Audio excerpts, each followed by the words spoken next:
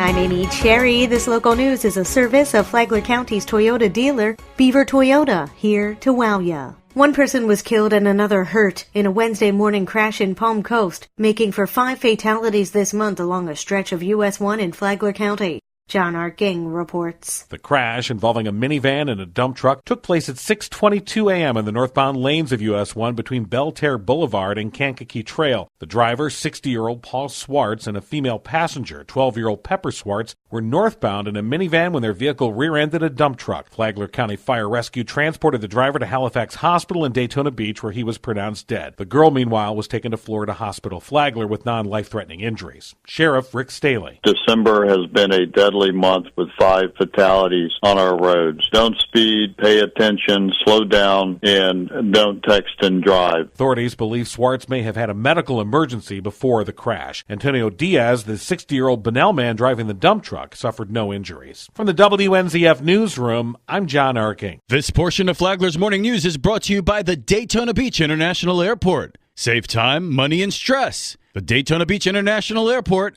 it's just plain easy. Flagler County Commissioners have their 2019 committee assignments. Tony Magoo has the details. These committee assignments provide Flagler County Commissioners with the community input, expertise, and diverse viewpoints that help them make informed decisions. Flagler County's newest Commissioner, Joe Mullins, will serve on a slew of committees. He said, "I'm very excited about these committee assignments, and I'm ready to get to work for the residents of Flagler County." Chair Donald O'Brien will serve on 5 committees. Vice Chair David Sullivan will serve as the delegate to the Canvassing Board and serve on 4 committees. Commissioner Greg Hansen will serve on 5 committees and as an alternate on the Canvassing Board, and Commissioner Charlie Erickson selected 7 committee assignments for 2019. For Flagler's Morning News, I'm Tony Magoo. Road work coming to Palm Coast in early January. A contractor will be closing the intersection of Pritchard Drive and Presidential Lane from January 4th through approximately January 20th to allow for construction of sewer improvements for the American Village project. The intersection will be closed to all traffic and detours will be in place. Motorists should take an alternate route and use caution when traveling near this intersection. Some delays may occur.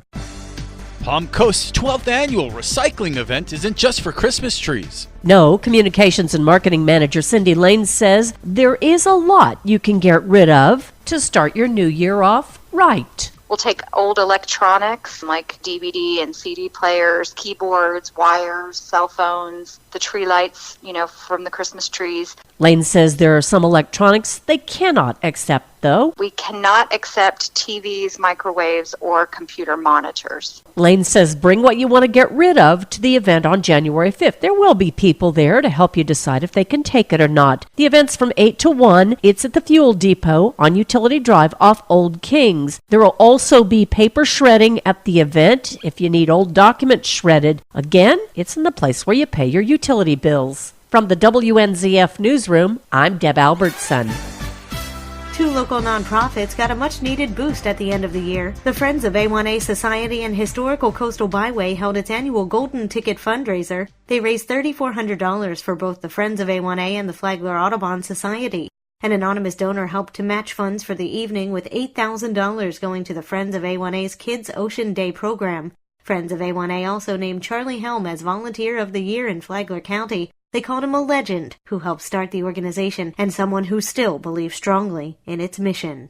And now you're up to date on Flagler's Morning News. I'm Amy Cherry.